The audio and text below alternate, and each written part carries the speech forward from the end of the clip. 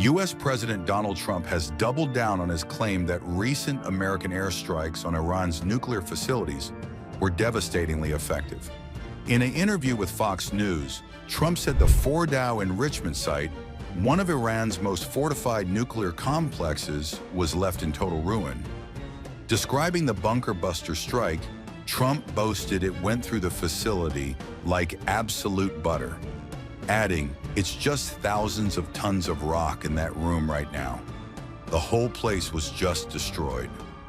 Built deep inside a mountain, Iran's Fordow nuclear site has long been considered nearly impenetrable. But according to President Donald Trump, the recent U.S. strike delivered a crushing blow to Tehran's nuclear ambitions.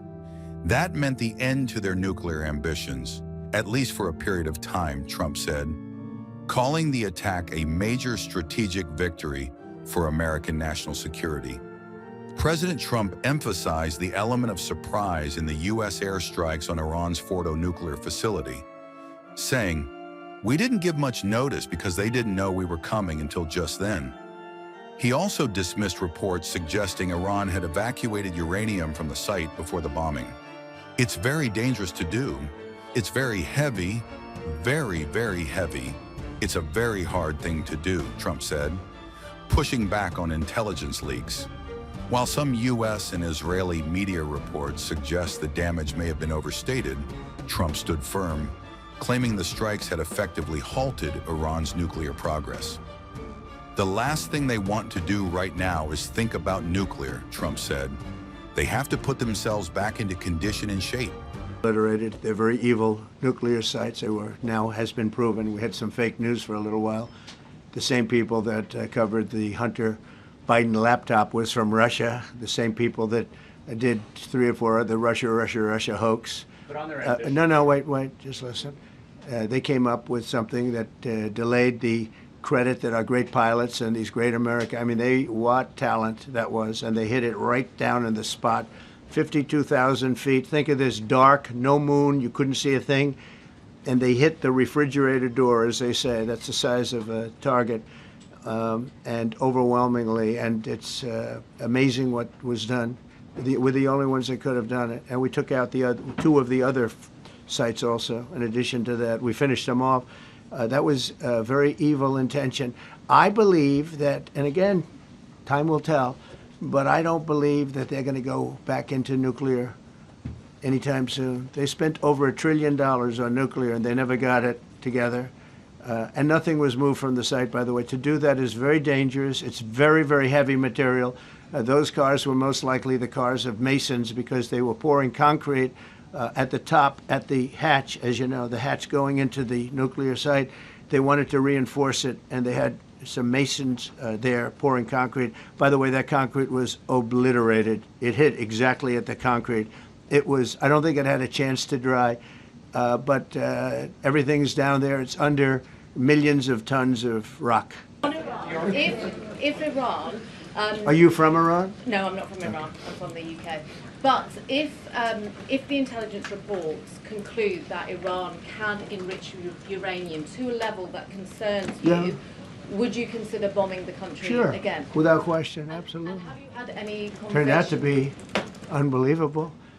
But, you know, our incredible flyers and I call them the shots, these guys are unbelievable. Think, from 52,000 feet, they hit the equivalent of a refrigerator door. They actually hit it right in the center, so it's much smaller than that.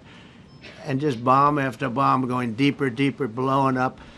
Incredible thing. I don't know if you heard the general, he was very impressive. Raisin Cane. You know, he's the one that beat ISIS for me. And he did it in a matter of weeks. And I was told it was going to take 4 or 5 years. And when I got this job, I always said, if I get this job, I'm going to put that guy as the head of the Joint Chiefs of Staff. And Dan Kane, and he, when I heard his name was Raisin, his nickname is Raisin Cane. I said, you got to be kidding. So I liked him right from the beginning. But he knocked out ISIS in a time that nobody ever thought possible. And when this attack was completed and so successful, I said, now I know how you knocked out ISIS so quickly.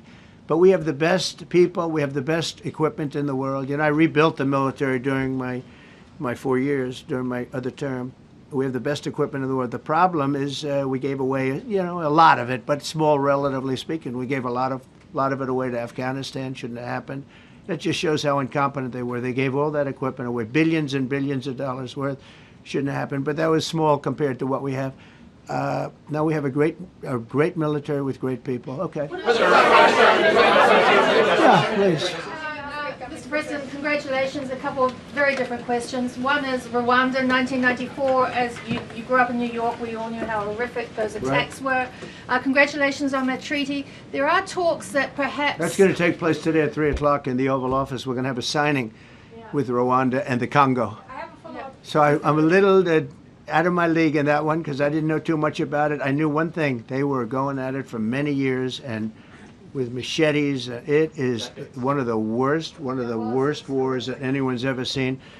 And I just happened to have somebody that was able to get it settled. I mean, just a brilliant person who is very comfortable in that part of the world. It's a very dangerous part of the world. I said, are you uncomfortable there?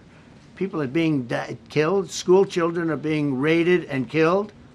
And I don't even want to say how, but as viciously as I've ever heard. Are you uncomfortable? No, that's the part of the world that I know. Very comfortable. Was able to get them together and sell it. And not only that, we're getting for the United States a lot of the mineral rights from the Congo as part of it. They're so honored to be here. They never thought they'd be coming to. Look, this is a very tough part of the world. They never thought, they were just telling me, they never thought they'd ever be coming to the White House. And they're so honored. And so we're going to give them a great big reception. But that's after many years of fighting. It's a great thing. That's at 3 o'clock, I believe. Sir, are you concerned at all about secret nuclear sites in Iran? You talk about maybe just secret nuclear site? Yes, there might be some of Not those really. Can I tell you? They're exhausted. And Israel's exhausted too. And I dealt with both of them. And they both wanted it settled, both of them. And we did a great job, but they're exhausted. The last thing they're thinking about right now is nuclear. You know what they're thinking of? They're thinking about tomorrow, trying to live. It's such a mess. It's such a mess. The place was bombed to hell. And no, I'm not worried about it at all. And I'm putting out a little statement. I'm going to respond to the Ayatollah's statement yesterday that we won the war. Oh, God, we won the war. And I said, look, you're a man of great faith, a man who's highly respected in his country. You have to tell the truth. You got beat to hell. And Israel was beat up too. They were both beat up. And it was a great time to end it. It was quick. They got the hate out. There was a lot of hate, a lot of hate. It would be great if they didn't have that hate. But the last thing they're thinking about is nuclear weapons right now.